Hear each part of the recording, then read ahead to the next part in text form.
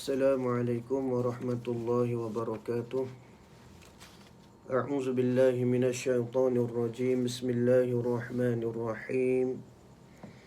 Alhamdulillahi rabbil alamin wassalatu wassalamu ala asyrafil anbiya'i wal mursalin sayyidina wa habibina Muhammadin sallallahu alaihi wasallam. Rabbi shrah li sadri wa yassir li amri wahlul 'uqdatam min lisani yafqahu qawli. Rabbi zidna ilman warzuqna fahma. Allahumma faqihna fid din wa 'allimna ta'wil.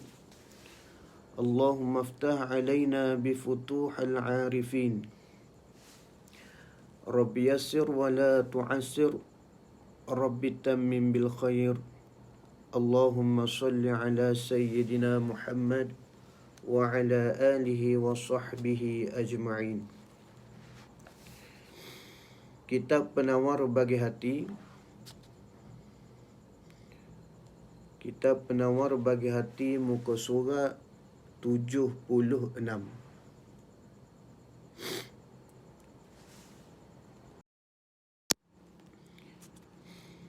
Muka surat 76.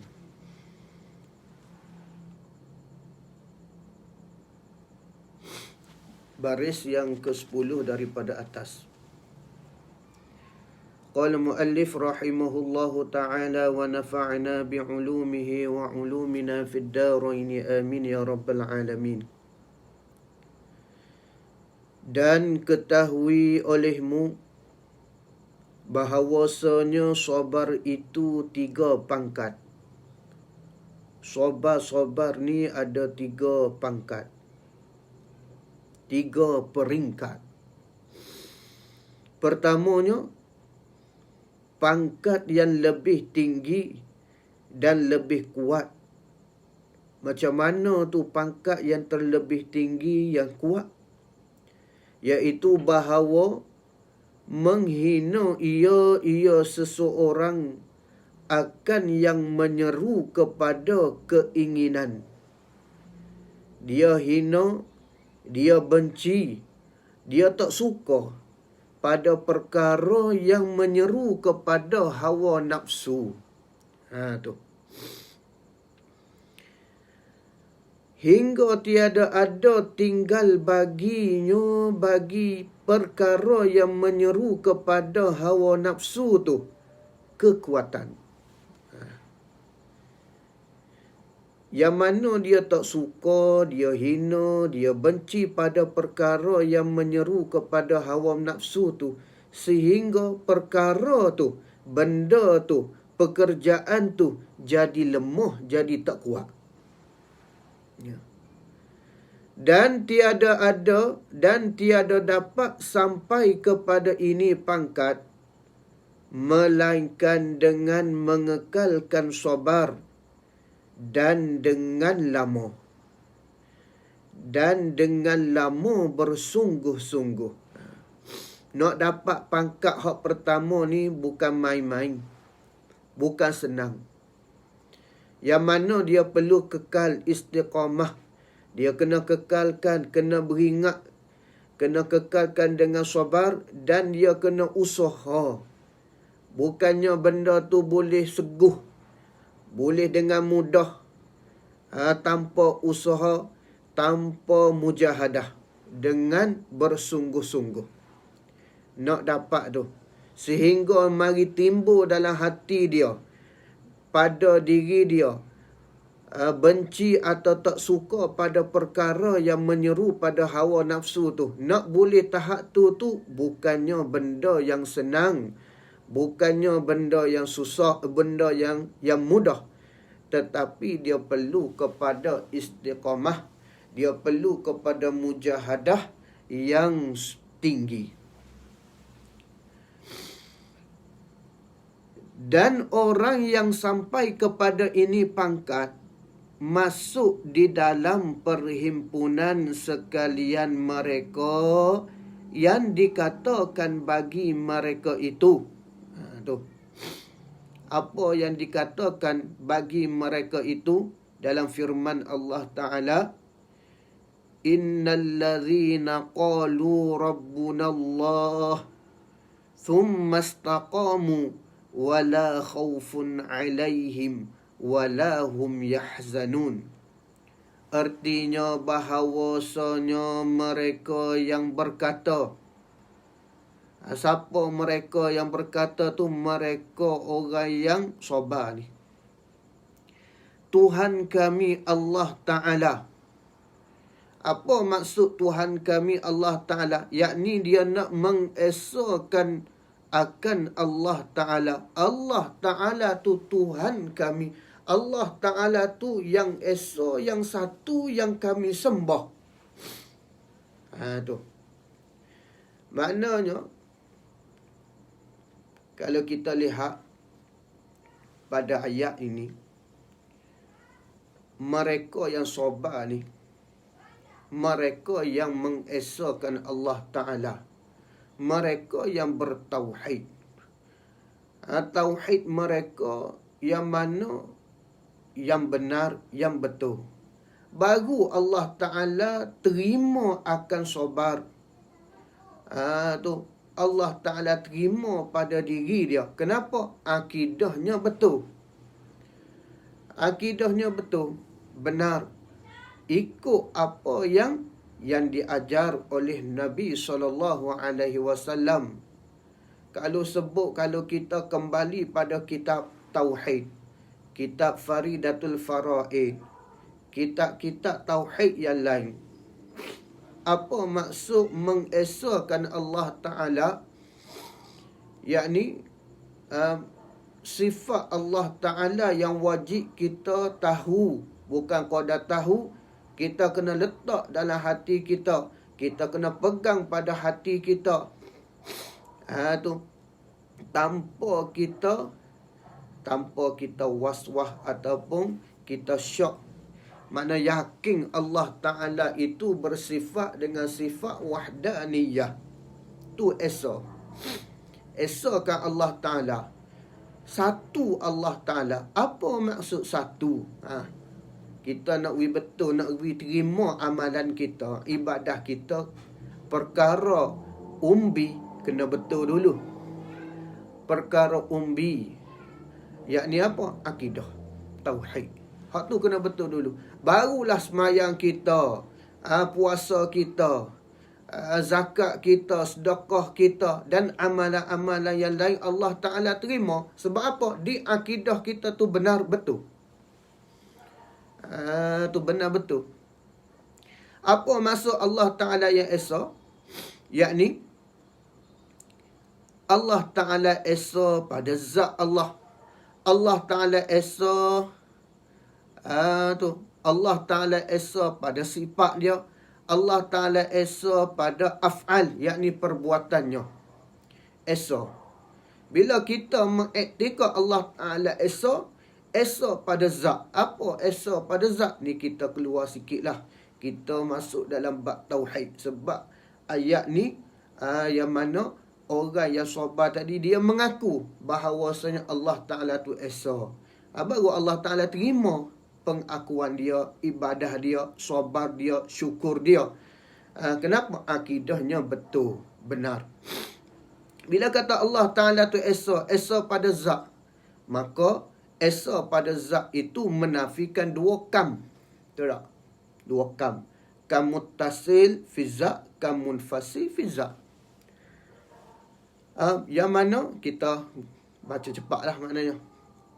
Bila sebut Allah Ta'ala esa pada zat tu, yakni zat Allah Ta'ala tu satu. Tu satu, yakni tidak berjuzuk-juzuk. Tu satu pada zat. Satu pada zat, yakni Allah Ta'ala tidak berjuzuk-juzuk. Diri Allah Ta'ala tidak berjuzuk-juzuk. Ada tangan. Nak jadi ada satu Allah Ta'ala tu, kena ada tangan dulu, kena ada kepala, kena ada tubuh, kena ada kaki. Maka itu salah. Mana bila kata Allah Ta'ala esa, satu, bukan satu yang berjuzuk-juzuk. Tu. Yang keduanya dikatakan, tu satu pada zat Allah Ta'ala tu, yakni Allah Ta'ala Tuhan tiada dua. Tuhan tiada dua, yang mana tiada dua tu seperti zat Allah Ta'ala, sama seperti Allah Ta'ala, maka itu pun mustahil. Ada dua, ada tiga ataupun lebih, sama seperti zat Allah Ta'ala, itu mustahil. Mana bila kita iktikad Allah Ta'ala itu wahdaniyah, esa pada zat, yakni pertamanya Allah Ta'ala tidak berjuzuk-juzuk. Yang keduanya, Allah Ta'ala tiada Tuhan yang sama seperti Allah Ta'ala. Ada dua atau tiga ataupun lebih. Adapun berhala, tokong, itu dakwaan manusia. Dia bukannya Tuhan. Dia bukan Tuhan. Itu dakwaan manusia. Hak ni dikatakan dua, tiga ni, yakni Tuhan yang sama seperti zat Allah Ta'ala. Lepas tu bila kita mengucap dua kalimah syahadat, la ilaha illallah, tiada Tuhan melainkan Allah. Tiada Tuhan. Tuhan yang mana kita menafikan tu? Tuhan yang sama seperti zat Allah Ta'ala. Tu bukannya Tuhan berhala, bukannya Tuhan matahari, bukannya Tuhan pokok besar, bukannya Tuhan langit, Tuhan dewa dan sebagainya. Itu bukan Tuhan. Itu dakwaan manusia. Mereka dakwa, sedangkan dia tu Tuhan ke? Tak. Sebab apa? Sebab mereka tu, benda-benda tu, berhala dan sebagainya tu, dia bukannya bersifat sifat ketuhanan. Tu kembali pada mengucap dua kalimah syahadat. Betul tu, insya-Allah Allah Ta'ala terimalah diri kita, ibadah kita dan sebagainya. Itu esa pada zat. Esa pada sifat pula. Dah kata Allah Ta'ala tu esa yang pertama tadi, esa pada zat. Yang kedua, esa pada esa pada sifat. Esa pada sifat pula,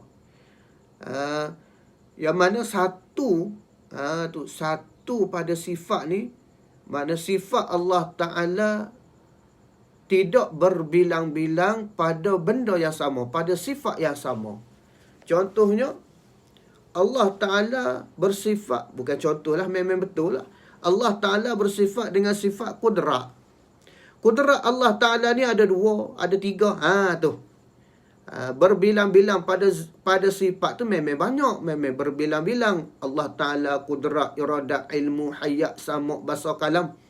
Tu memang berbilang-bilang. Yang dikatakan yang menafikan berbilang-bilang pada sifat Allah Ta'ala tu, berbilang-bilang pada sifat yang sama. Apa sifat yang sama? Kudrat Allah Ta'ala ada dua, ada tiga, ada empat. Itu mustahil. Yang keduanya, mengesakan sifat Allah Ta'ala juga, iaitu tiada sifat yang sama seperti sifat Allah Ta'ala yang ada pada selain daripada Allah.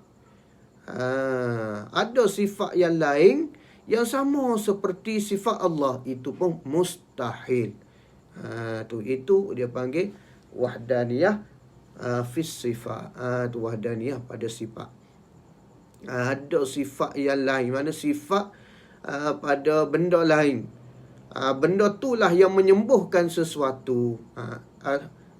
Benda itulah yang bersifat dengan sifat kudrat. Benda-benda yang selain daripada Allah Ta'ala, maka itu mustahil. Yang seterusnya, esa pada af'al, esa pada perbuatan. Esa pada perbuatan, yakni tiada, kita menafikan, kam juga menafikan kam muttasil munfasil fi af'al. Yakni apa? Kita menafikan ada perbuatan af'al yang sama seperti af'alullah, seperti perbuatan Allah. Sama seperti perbuatan Allah. Yakni daripada tiada kepada ada. Daripada tiada, kita makhluk ni asal daripada tiada. Allah Ta'ala pun jadikan kita, maka ada kita. maka tak ada selain daripada Allah Ta'ala yang boleh buat sama seperti Allah Ta'ala. Daripada tiada kepada ada. Dan sebagainya benda-benda yang lain. Seperti menyembuh. Tu.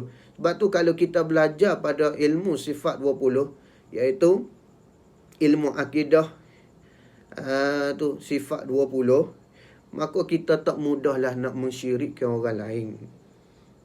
Tak mudah nak mensyirikkan orang lain. Sikit-sikit syirik. Sebab apa? Menyengutukan Allah Ta'ala. Tu. Kita kena kembali pada pembelajaran ilmu tauhid. Tu. Allah Ta'ala tiada perbuatan yang sama seperti zat Allah Ta'ala. Contohnya, Allah Ta'ala ni menyembuh. Tiba-tiba kita iktikad ubat tu menyembuh. Maka syirik. Syirik. Menyengutukan Allah Ta'ala. Kita makan nasi. Kita yakin nasi itulah yang mengenyangkan kita, bukan Allah. Maka itulah syirik. Tu. Dan sebagainya. Dan perkara-perkara yang lain. Kita ambil pisau. Tu pisau yang membelah, melukakan. Kita yakin dalam perut kita, dalam hati kita, pisau itu yang melukakan, bukannya Allah. Itu pun syirik. Tu. Tapi bolehkah kita buat gitu? Ambil pisau, toreh di tangan kita? Tak boleh. Sebab apa? Sebab ada ada adab pula, hukum adab. Adab makan, insya-Allah tu mengenyangkan. Tu ada orang makan tapi tak kenyang-kenyang. Ada orang minum tapi tak kenyang-kenyang. Betul tak? Kita pernah satu masa tu minum air habis botol tapi tak hilang dahaga kita. Tu nak menunjukkan antaranya air tu bukan yang menghilangkan dahaga. Allah Ta'ala lah yang menghilangkan dahaga. Cuma kita ada ikhtiar, usaha, dan ada hukum adab. Makan mengenyangkan, minum menghilangkan dahaga.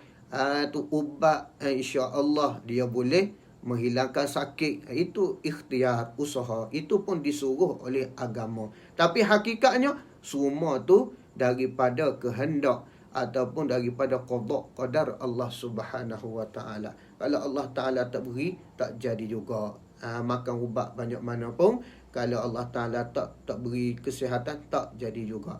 Cuma biasanya adatnya, kebiasaannya kalau kita ikhtiar makan ubat, insya-Allah kita sembuh. Tu gitu. Jadi bila kita belajar ilmu sifat 20, kita tak mudah syirikkan orang lah. Sikit-sikit syirik. Tawassul syirik. Minta tolong dengan Nabi syirik. Tu kita minta tolong. Tu pada hakikatnya tawassul itu minta pada Allah. Semua kita hak tu kita maklum dah semua. Macam kita minta tolong dengan anak kita. Abang, tolong ambil air. Syirik ke? Tak syirik. Tak syirik pun. Tu kita tahu pada perbuatan tu, perbuatan anak kita tu, zahirnya perbuatan anak kita, ikhtiar kita, tapi hakikatnya Allah Ta'ala lah yang mentakdirkan, yang memberi keizinan untuk anak kita ambil air, tu bagi kepada kita. Sama juga dalam bab-bab lain, kita tawassul kepada baginda sallallahu alaihi wasallam. Tu kita minta Nabi tolong kita di akhirat, bagi syafaat. Tu ada setengah kata tawassul tu syirik sebab minta kepada Nabi, bukan pada Allah. Pas di akhirat nanti kita minta tolong siapa? Tak akan minta tolong dengan Nabi. Pas syirik tak syirik. Sebab apa? Allah Ta'ala beri dah keizinan kepada Nabi untuk memberi pertolongan kepada umat-umat. Bukan hanya umat Nabi SAW sahaja, bahkan kepada umat-umat yang lain. Tu hakikatnya siapa hak memberi pertolongan? Allah. Tu Allah, itu hakikatnya. Tapi bila tu benda tu berlaku pada diri seseorang, maka kita kena berterima kasih pada orang tu. Sebab tu kita diajar terima kasih pada orang. Tu zahir dia yang menolong kita, maka kita diajar supaya berterima kasih. Hakikatnya mana di hati kita? Allah Ta'ala lah tu yang mentakdirkan, maka kita kena syukur pada Allah Ta'ala. Tu banyak, tu bab yang panjang lah. Sambung di kitab kita, kitab tasawuf.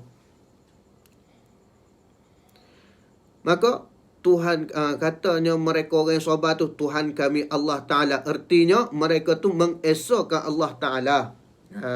Allah Ta'ala tu Tuhan kami, yang esa yang satu. Kemudian melazimkan mereka itu akan taat. Tu mereka tu orang yang sabar tu dia melazimi diri mereka dengan ketaatan. Maka tiada ada ketakutan atas mereka itu, dan tiada mereka itu duka cita. Tu orang yang sabar ni Allah Ta'ala cabut, Allah Ta'ala hilangkan ketakutan pada diri dia. Takut pada hal keduniaan hilang. Tu sebab apa? Dalam diri dia ada sabar. Dan tiada mereka itu duka cita, tak duka cita. Sebab apa? Dalam diri dia ada sabar. Walaupun zahir nampak berat, tapi disebabkan mereka tu sabar, mereka tu redha. Jadi taklah duka cita. Macam tu jugalah kita kalau ditimpa musibah, bala, bencana, penyakit, sakit dan sebagainya. Tu hak benda tu sudah tentu. Benda yang sudah maknanya Allah Ta'ala beri pada kita musibah ke atas diri kita. Maka kita disuruh ikhtiar. Itu pada zahirnya.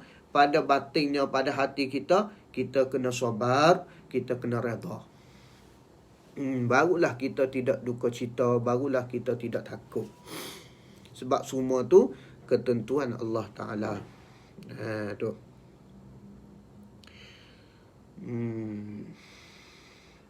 Dan mereka yang disuruh dengan mereka orang yang tahap pertama ni, pangkat yang pertama sabar hak tinggi ni.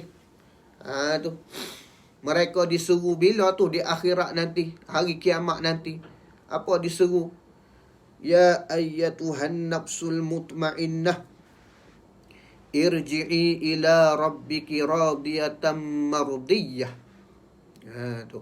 Pada kitab siapa situ? Pada surah yang panjang lah. Tu. Fadkhuli fi ibadi wadkhuli jannati. Apa artinya? Ni surah tu. Surah Al-Fajr ayat rakam nombor 27. Artinya hai yang mana-mana roh yang sentosa. Mana Allah Ta'ala panggil ya ayyatuhan nafsul mutmainnah. Wahai ruh-ruh yang mutmainnah, yang sentosa. Tu yang sentosa, yang tetap, yang sentosa. Irji'i ila rabbiki radiyatan mardiyah. Kembali olehmu kepada Tuhan engkau pada ketika engkau redha dengan pahala lagi diredai pada sisi Allah. Dengan sebab amal engkau. Yakni tu Allah Ta'ala panggil ruh-ruh yang sentosa ni. Siapa ruh yang sentosa ni? Inilah ruh orang-orang yang sabar. Ketika mana duduk atas muka bumi ni, sabar dengan takdir dia. Tu sabar dengan benda kewajipan dia. Sabar buat amal ibadah kewajipan. Sabar pada benda yang sunat. Tu sabar pada benda yang harus. Sabar pada benda makruh. Sabar pada benda haram. Tu sabar dia. Sabar pada benda wajib. Sabar dia. Maknanya dia sabar macam mana? Bukan sabar tak buat. Sabar buat. Walaupun hawa nafsu kata, malah aku nak semayang. Malah aku nak bangun, nak mayang subuh. Malah aku nak bangun semayang Jumaat. Tapi dia lawan. Tu dia lawan nafsu dia. Dia sabar dengan kesusahan. Dia sabar dengan hawa nafsu dia. Hak malah tu. Maka orang ni orang sabar. Itu sabar yang wajib. Sabar pada perkara yang wajib. Sama jugalah sabar pada menuntut ilmu fardu ain. Sama. Tu. Nanti kita bahas bawah. Puak mana? Tu biasa hak berlakunya pada manusia tu puak yang ketiga ni. Kita sebut dulu hak ni. Ada kot malam ni. Tak ada kan? Bulan depan pula kita jumpa. Ni puak yang pertama ni. Diri yang penuh kesabaran. Yang mana Allah Ta'ala panggil, ni, wahai roh-roh yang sentosa, yang selamat. Mari, kembalilah mu kepada diriku. Kembalilah pada Allah Ta'ala. Dalam keadaan engkau redha, engkau terima dengan apa yang Allah Ta'ala tetapkan, Allah Ta'ala takdirkan, dengan pahala, dengan syurganya. Dan Allah Ta'ala pun redha denganmu. Fadkhuli fi ibadi. Mari masuk serta dengan hamba-hamba aku yang bahagia. Wadkhuli jannati, masuklah engkau pada syurgaku.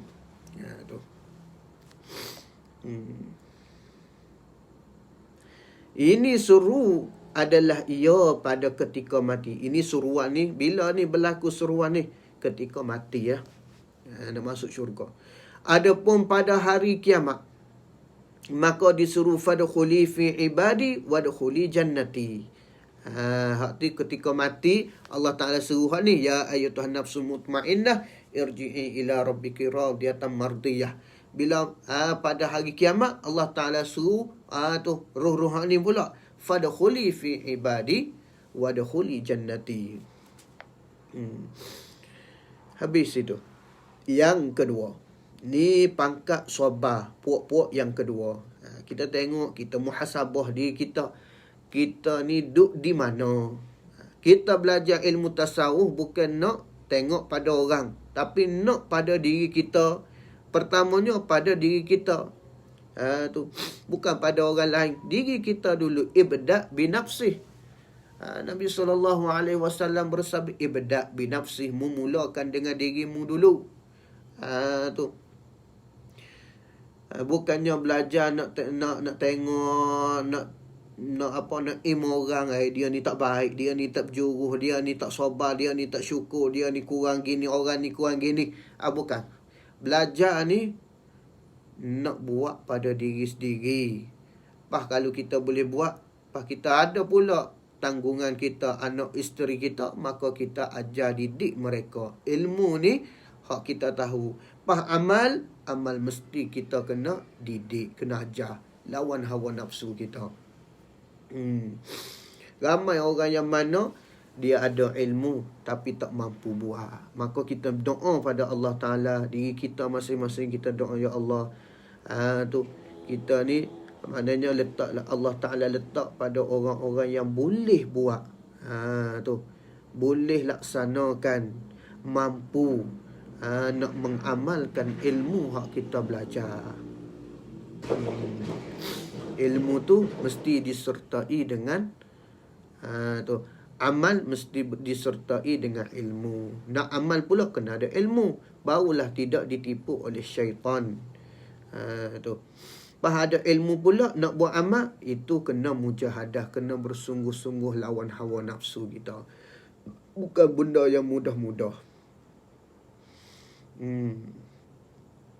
Sebab tu nak lawan hawa nafsu ni, seperti mana dalam satu hadis Sayyidina Jabir radhiyallahu ta'ala anhu wa radhiyallahu ta'ala anhu meriwayatkan hadis yang mana Nabi SAW bersabda, raja'ni minal jihadil asrar ila jihadil akbar. Kita ni kembali daripada jihad hak kecil kepada jihad hak besar. Qalu, maka bertanya sebahagian daripada sahabat, wa ma jihadul akbar, apa jihad hak akbar, hak besar? Kita ni pergi perang lawan musuh. Kena tikamnya, tinggal anak isterinya, tinggal tanah airnya, nak pergi perang. Maknanya pergi perang hak dengan senjata. Tiba-tiba Nabi kata kita ni kembali daripada jihad hak kecil kepada jihad hak besar. Lepas tu sahabat tanya, jihad hak besar tu jihad hak macam mana, hak bagaimana? Maka bersabda Nabi SAW, jihadul qalb, jihad hati, ataupun jihadul nafs, tu nafsu kita, lawan hawa nafsu, tu jihad hak payah. Kita maknanya nak buat sesuatu benda mesti kita hak permulaan kena lawan nafsu dulu. Nak pergi jihad hak besar, nak pergi jihad lawan musuh.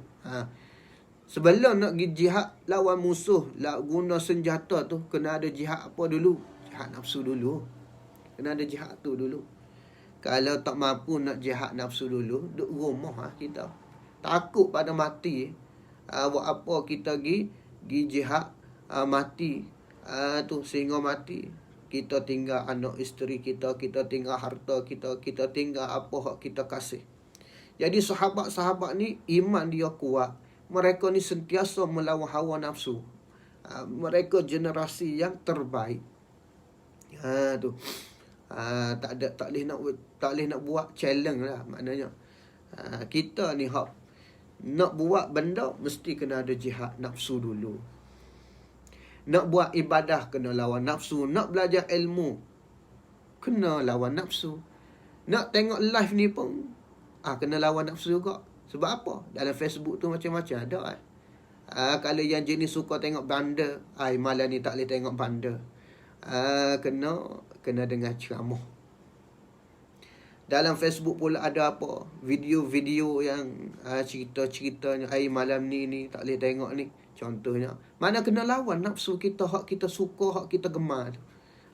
Tu maknanya ilmu, maknanya nak buat sesuatu tu kena lawan nafsu dulu. Yang kedua, pangkat yang lebih rendah daripada pertama, iaitu bahawa kuat oleh yang menyeru kepada keinginan nafsu. Yang mana kuat oleh yang menyeru, yang situ perkara yang menyeru kepada hawa nafsu.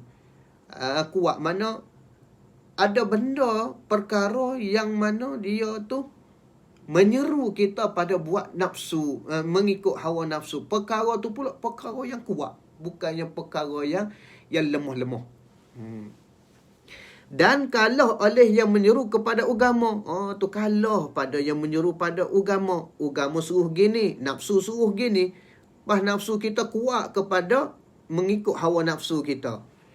Maka kalahlah hak nak menyuruh pada agama. Agama suruh semayang, tapi nafsu suruh malah. Tu. Agama suruh belajar ilmu fardu ain.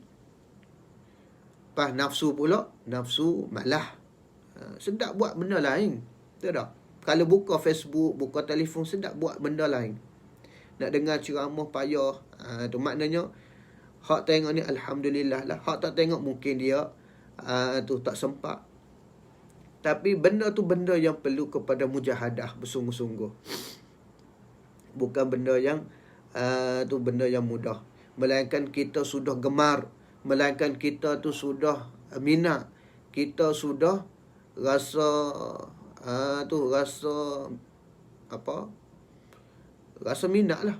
Rasa minat dengan perkara agama. Kalau yang baru-baru ataupun yang tak ada ni, payah. Sebab tu nak cari hidayah tu wajib. Tu wajib kita kena usaha. Bila Allah Ta'ala beri hidayah pada kita, wajib kita jaga hidayah kita. Wajib. Allah Ta'ala beri petunjuk. Petunjuk ada dah. Maka kita wajib jaga. Jangan bagi hilang hidayah tu.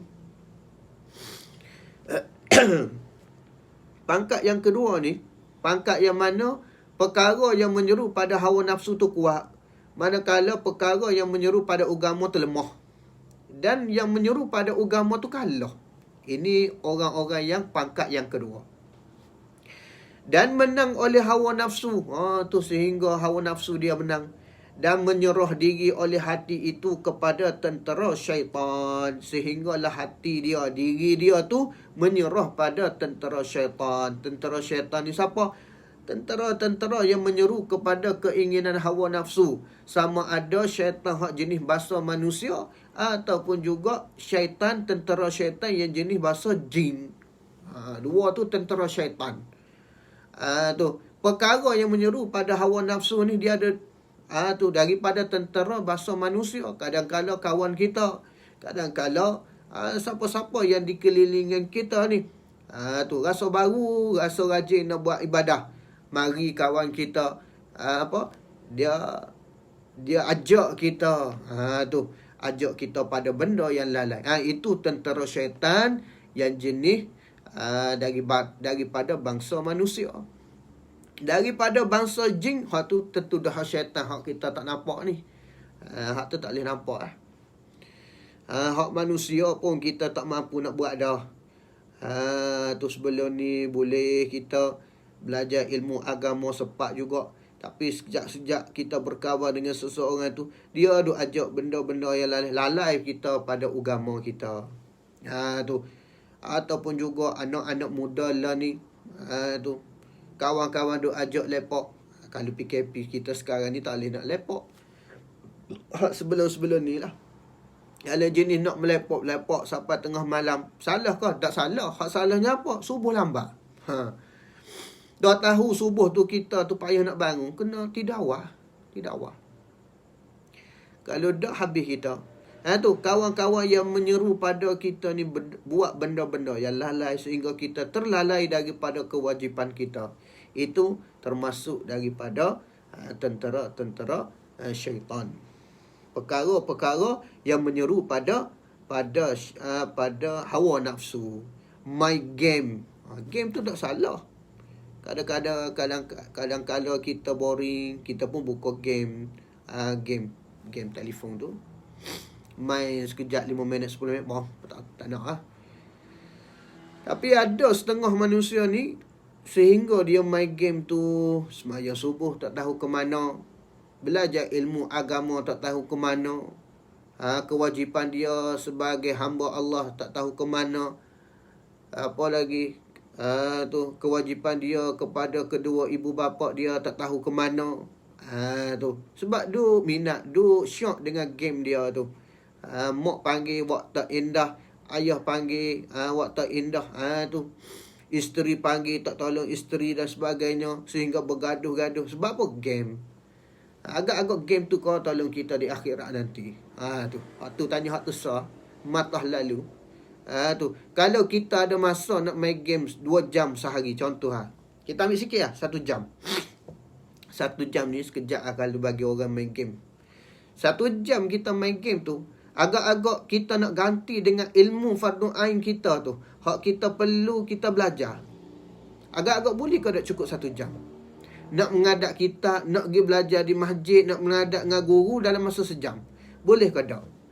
Kalau hak wajib pun kita tak mampu dalam masa sejam, kenapa kita nak habiskan masa dengan perkara yang melalaikan dalam masa sejam? Tapi itulah hawa nafsu. Nafsu ni kalau benda hak agama suruh, hak agama nak, nafsu dia jadi tak minat. Belajar agama setengah jam, rasa lama dah. Tu belajar ilmu agama setengah jam. Padahal kalau borak, kalau duk bersembang, kalau duk main game 2-3 jam tak apa lagi. Betul tak?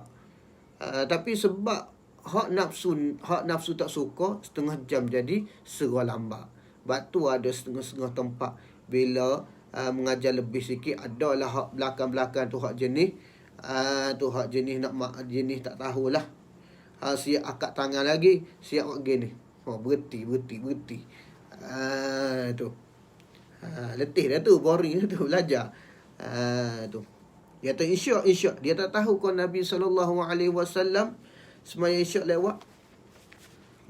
Tu. Sunat kalau kita masuk dalam bab fiqh. Sunat isyak tu diperlewatkan.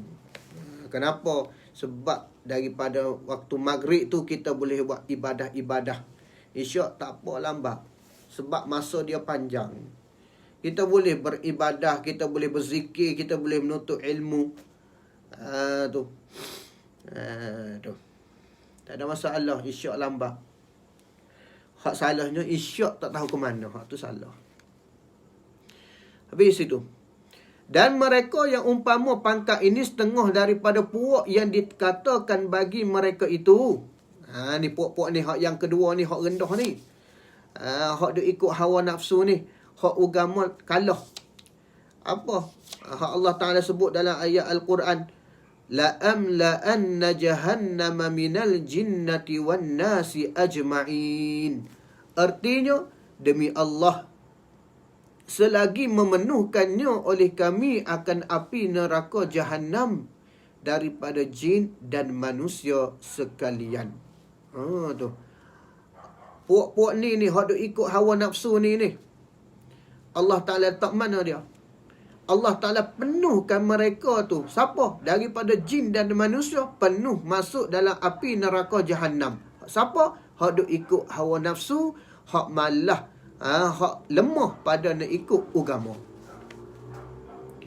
Semaya bang tak tahu mana, Jumaat tak tahu mana, belajar ilmu agama tak tahu mana, adab tak tahu mana, cara bercakap. Tu semua tu dalam ilmu fardu ain.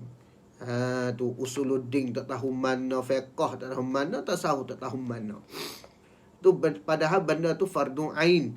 Fardu ain, bila sebut fardu ain, bukannya nak ustaz-ustaz saja kena belajar. Kita kalau belajar kita kan ustaz selalu. Gi sejik kan ustaz selalu. Tidak. Hak tu fardu ain tu belajar. Tak kira siapa. Tak kira siapa. Kalau kita guru pun wajib belajar ilmu fardu ain. Kalau kita ni peniaga yang mana wajib belajar fardu ain. Kalau kita ni arkitek ke, engineer ke, buat jalan ke, kerja apa ke, pilot ke dan sebagainya, bila sebut ilmu fardu ain, bila nama dia orang Muslim, orang yang Muslim mengucap 2 kalimah syahadah, maka ilmu fardu ain perlu dibelajar. Tu tak belajar, selagi mana dia tidak belajar, selagi itulah dia menanggung dosa jahil ilmu fardu ain tu. Sentiasa. Sampai bila? Sampai dia belajar. Habis, lekat. Tu. Dia duduk saja. Tapi tak belajar ilmu fardu ain. Dia duduk menanggung tu dosa kejahilan fardu ain tu. Sentiasa dia ada dalam dosa. Tu. Bila dia belajar ilmu fardu ain, maka Allah Ta'ala angkat dosa tersebut.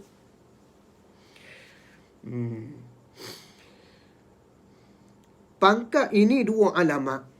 Berapa lama dah kita ni?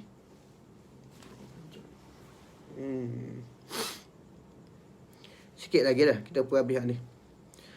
Pangkat ini ada 2 alamat. Pangkat mana ni? Pangkat jenis orang yang kedua ni. Pangkat yang kedua ni, orang yang jenis mengikut hawa nafsu dan kalah pada menyeru pada agama ni, dia ada 2 jenis, 2 alamat. Orang yang mana dimasukkan, dipenuhkan dalam api neraka ni, hak duk ikut hawa nafsu ni, dia ada 2 alamat. 2 perangai. Perangai. Apa yang pertama? Salah satu daripada keduanya, salah satu daripada 2 ni, bahawa berkata ia hak orang yang selalu duk ikut hawa nafsu, malah ikut agama. Aku ingin akan taubat. Aku nak taubat. Tu. Orang yang jenis gini ni, inilah perangai dia. Aku nak taubat. Bahasa Kelantan kan, aku nak taubat. Tetapi teruzur atas aku, tapi aku tak mampu. Tu. Teruzur mana dia tak mampu nak taubat. Kalau tanya dia, bapa mu tak semayang? Aku ni nak semayang. Bapa tak tinggal lagi dosa? Aku ni nak taubat. Tapi aku tak mampu lagi. Tu. Ini jenis orang ni. Hak Allah Ta'ala letak dalam api neraka ni. Maka tiada lobo aku padanya pada taubat tu. Tapi maknanya dia ni tak lobo pada nak taubat. Pada cakap saja, aku nak taubat. Pas bila? Aku tak mampu lagi. Sungguh kau nak taubat? Itulah payah juga nak nak tinggal benda-benda ni. Tu contoh. Inilah Allah Ta'ala sebut. Tu dalam surah At-Takasur, alhaakumut takasur hatta zurtumul maqabir. Yang mana manusia telah dilalaikan. Tu telah lalai dengan perbuatan dia. Apa perbuatan yang berlomba-lomba nak cari dunia. Berlomba-lomba pada cari harta benda. Berlomba-lomba pada pada nak kayanya. Berlomba-lomba pada nak apa lagi, pangkatnya, kemasyhurannya, darjatnya. Ada bersungguh-sungguh. Ada lomba-lomba tu. Sehingga Apa? Hatta zurtumul maqabir. Sehingga tiba-tiba dia baru tahu, aku mati dah. Orang bawa kubur dah, baru teringat, baru sedar man. Baru teringat tu mana? Baru sedar, mati dah aku ni. Sebelum tu, masa duduk atas muka bumi, masa duduk atas muka dunia ni, duk berlomba-lomba pada cari kekayaan sehingga tinggal akan ketaatan pada Allah Ta'ala. Tu cari harta benda tu tak salah. Selalu kita ada sebut tu bekerja tu tak salah. Tu orang bagi pangkat, kita terima pangkat, lepas tu kita jaga pangkat kita, kita amanah dengan pangkat kita. Kalau kita ni seorang hakim, kita hakim yang baik, yang amanah, itu tak ada masalah. Yang jadi masalahnya guna harta dia jadi sombong. Ada harta dia lalai pada ketaatan, lalai pada Allah, lalai pada agama, lalai pada nak mencucikan hati dia. Tu jadi masalah. Tu. Jadi harta tu asalnya tak ada apa-apa. Yang jadi masalah tu pada orang yang menerima harta tu, yang menerima pangkat tu. Itu yang jadi masalah. Diri kita lah yang bermasalah sebenarnya. Jadi ilmu tasawuf ni nak cuci hati kita, nak jaga diri kita daripada maksiat zahir dan batin. Lebih-lebih lagi batin. Zahir tu pun kena jaga, batin pun kena jaga. Sebab apa saya sebut gitu? Hak zahir mudah dinampak, hak batin ni hak payah nak nampak. Zahir kita mudah nampak, tak kira siapa lah. Kalau orang curi, kita mudah nampak. Orang berzina, orang tipu, kita mudah nampak. Mana kita mudah kembali pada Allah Ta'ala. Aku ni berdosa lah. Duk tengok perempuan, duk mengumpat, mudah lah. Tapi benda tu payah juga. Sebab apa? Sudah jadi adab, memang payah. Duk mengumpat, mulut tu popak-popak, duk mengumpat orang dah. Orang kata, mu ni ngumpat. Tak pun. Mana ada ngumpat, nak sebut sikit je. Tu. Padahal ngumpat dah tu. Tu. Hak zahir pun kita payah dah nak jaga. Hak batin lagi payah. Batin payah. Sebab benda dalam hati kita, orang pun nak nampak, kita lagi. Orang tak nampak, kita pun nak nampak. Jadi ilmu itulah yang memberi cahaya, yang menampakkan diri kita hak sebenar. Maka golongan yang kedua ni, hak disumbat dalam api neraka ni, yang jenis ada dua alamat. Jenis bahasa perangai dia apa? Perangai dia nak taubat, tapi dia kata apa? Aku uzur lagi, aku tak mampu lagi nak tinggal maksiat aku. Maka orang ini yang putus asa lagi yang binasa. Orang ini akan termasuk daripada orang yang putus asa dan lagi binasa. Dah tahu kita buat dosa, kena taubat. Jangan kita kupur-kupur dosa kita. Lagi lama kita kupur, lagi payah kita nak bertaubat. Lagi berat, lagi hitam hati kita. Sebab tu akhirnya orang yang macam ni, dia akan jadi putus asa. Aku ni banyak dah dosa. Allah Ta'ala terima ke tidak ni? Biagi ya. Tu. Ni dia jadi putus asa ni. Putus asa lagi binasa. Binasa mana? Binasa hak lebih-lebih lagi. Binasa di akhirat. Allah Ta'ala masukkan dia dalam api neraka. Alamat yang kedua. Apa habis dia alamat yang kedua? Bahawa tiada ada tinggal padanya keinginan kepada taubat. Tiada ada tinggal padanya keinginan kepada taubat. Tu. Dia tak mahu bertaubat lah maknanya. Taubat dak kali. Tetapi berkata ia, Allah Ta'ala tu sangat pemurah, sangat pengampun, sangat kasih sayang, sangat apa lagi? Terkaya ia daripada taubatku. Tu. Taubat tak sih. Tak sih, tak mahu. Maknanya dia nak buat lagi maksiat dia, dosa dia. Kekal dengan kejahilan dia, kekal dengan mengumpat dia, memfitnah orang, mengaitkan orang, merendah-rendahkan orang. Tu. Banyak lagi dosa. Tu. Jadi ia tak suka, tak apalah. Allah kan maha pemurah. Allah kan maha pengampun. Allah kan tu bersifat dengan sifat Ar-Rahim, Ar-Rahman, Ar-Rahim. Dia akan terima taubat aku. Tapi dia taubat ke tak? Tak kali. Tu. Orang yang jenis gini ni. Tu masuk dalam api neraka. Taubat tak mahu. Tak nak tinggal dosa dia. Nak buat juga, nak ikut hawa nafsu juga. Tapi tak suka gitu. Suka Allah Ta'ala tu pemurah, Allah Ta'ala pengampung, Allah Ta'ala kasih sayang, Allah Ta'ala terima taubat dia. Maka syurga yang luas itu tiada sempit ia syurga daripada aku. Dia pandai cakap tak apa, syurga tu kan luas.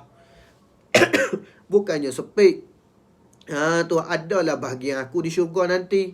Tapi dia buat maksiat ke? Buat. Tinggal tak maksiat? Tak tinggal. Tu. Tapi dalam hati dia duk gitu. Duk buat dengan maksiat dia. Maka orang ini telah jadi akalnya tawanan bagi keinginan. Maka orang yang jenis gini ni, yang mana akal dia sudah ditawan oleh hawa nafsu. Dia pandai fikir, dia pandai berkata-kata, tapi tapi dia tak buat pun. Dia pandai kata saja. Orang yang jenis gini ni, orang yang mana akalnya sudah ditawan oleh hawa nafsu. Dia nak menangkan hawa nafsu dia. Hak dia ada buat maksiat, hak dia ada buat ilmu, hak dia tinggal. Malah itu, malah ni, belajar ilmu agama. Semayang bang tak tahu mana. Tak tutup aurat. Tak tutup aurat. Hak paling mudah. Tak tutup aurat. Tapi dia suka gitu. Tak apa, insya-Allah masuk syurga.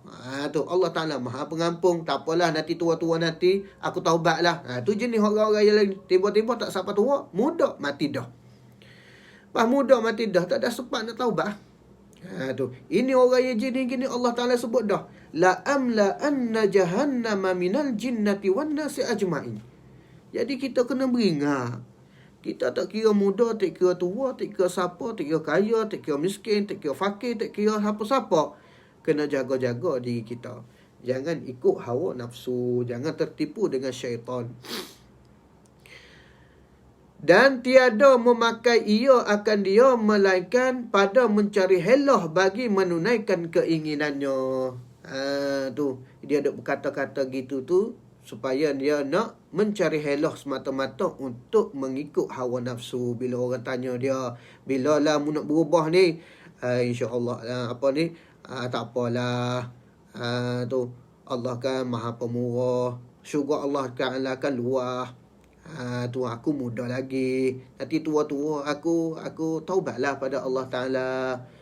Tu dia berkata-kata gitu sebenarnya dia nak cari helah pada nak mengerjakan maksiat. Dia masih lagi nak buat maksiat tersebut. Dia masih lagi nak mengikut hawa nafsu dia. Cuma dia cari helah. Tu ini orang yang berhelah saja. Sebab apa? Orang yang berakal, orang yang iman dia bagus, tu yang mana mereka ni meninggalkan maksiat dan mengerjakan ketaatan. Tu bila orang buat maksiat, maknanya orang ni tempah diri dia dalam neraka dah. Jadi kena taubat pada Allah Ta'ala. Kena kembali kukuk mana pun. Kita tak boleh nak lari daripada taubat. Kita ni manusia biasa, saya dan penonton para yang mendengar pada malam ini, tu termasuk saya dan semualah kita. Kita doa pada Allah Ta'ala, moga-moga kita termasuk daripada orang-orang yang banyak bertaubat. Sedangkan Nabi SAW sendiri pun, Nabi ni Rasul, tu khataman nabiyyin, tu afdal makhluqat, afdal makhluk hak paling afdal. Apa? Syurga ke, malaikat ke apa? Nabi lah. Nabi SAW lah yang paling afdal sekali. Itu pun tetap beristighfar, minta ampun kepada Allah Ta'ala tiap-tiap hari 100 kali. Pas kita ni hak banyak dosa, hak banyak kesalahan. Sama ada kesalahan hak kita sendiri nampak, ataupun hak tidak nampak. Hak tidak nampak lagilah banyak. Tapi malah nak bertaubat, malah nak istighfar, malah nak kembali pada Allah Ta'ala. Kenapa tu? Mungkin kerana kita jauh daripada ilmu. Kita jauh daripada alim ulama. Tu. Sebab apa? Nak dapat ilmu, mestilah kita berdamping bersama dengan para alim ulama. Tu. Habis itu pangkat yang kedua. Pangkat yang ketiga iaitu pangkat yang pertengahan. Yakni pangkat yang pertengahan kadang-kala dia ikut hawa nafsu, kadang-kala dia buat baik. Dia gitu. Dia naik turun. Ni insya-Allah kita sambung pada bulan hadapan. Insya-Allah. Bulan hadapan bagi surau lah. Bagi surau Haji Ismail. Malam ni kuliah bagi surau Haji Ismail Puncak Alam. Jadi saya baca sini. Di Puncak Alam saya baca sini. Di Subang Bestari Surah Al-Hakim di tempat lain lah. Mana di muka surat lain. InsyaAllah kita sambung pada bulan hadapan. Minta-minta kita pakat-pakatlah berdoa pada Allah Ta'ala. Allah Ta'ala angkatkan bala penyakit ini, COVID-19 ni. COVID-19 Allah Ta'ala angkat. Dan kita kena insaf setiap daripada apa yang Allah Ta'ala takdir Allah Ta'ala turunkan apa pada kita, maka kita kena ambil iktibar, kembali pada Allah Ta'ala. Bukannya kita lagi lalai pada Allah Ta'ala. Kalau dulu mungkin kita lalai, mungkin kita tak dekat diri pada Allah Ta'ala, mungkin kita kurang berzikir, mungkin kita kurang berselawat, mungkin kurang-kurang maka pada tahun ini kita diuji dengan bala bencana. Kembalilah pada Allah Ta'ala. Jangan pula kita sombong dengan Allah Ta'ala. Sombong, macam mana sombong? Sepatutnya kita kembali dengan sebabnya diturunkan bala. Tiba-tiba kita duduk menyanyi, kita duduk apa lagi? Duduk lalai pada Allah Ta'ala. Tu menyanyi boleh, surah kena tutup. Gitu. Tu mana tutup tu tak lagi semayang ramai-ramai lah. Majlis ilmu tak boleh dah. Mungkin di live macam ni sahaja. Tapi kalau benda menyanyi tak ada dah live, kita buat majlis besar-besaran. Tapi kena ikut SOP. Tu. Sedangkan kalau saya tengok masjid surau lah yang paling ketat SOP. Betul tak? Paling ketat SOP. Baguslah. Bagus kita ahli-ahli yang yang ahli surau, ahli masjid. Tapi itulah ujian kita sekarang ni. Tu. Maka insya-Allah kita sambung bulan hadapan. Wabillahi taufiq wal hidayah. Assalamualaikum warahmatullahi wabarakatuh. A'udzubillahi minasyaitonirrajim. Bismillahirrahmanirrahim. Alhamdulillahi rabbil alamin wassalatu wassalamu ala asyrafil anbiya'i wal mursalin wa ala alihi wa sahbihi ajma'in. Allahumma ighfir dzunubana wa liwalidina warhamhuma kama rabbayana shaghira wal jami'il muslimina wal muslimat wal mu'minina wal mu'minatil ahya'i wal amwat. Rabbana hab lana min azwajina wa dzurriyyatina qurrata a'yun waj'alna lil muttaqina imama. Rabbana zalamna anfusana wa illam taghfir lana wa tarhamna lanakunanna minal khasirin. Rabbana atina fid dunya hasanah wa fil akhirati hasanah wa qina adzaban nar. Wassallallahu ala sayyidina Muhammadin wa ala alihi wa sahbihi ajma'in. Subhana rabbika izzati amma yasifun wassalamun alal mursalin walhamdulillahi rabbil alamin. Taqabbalallahu minkum minna wa minkum taqabbal ya karim. Terima kasih semua.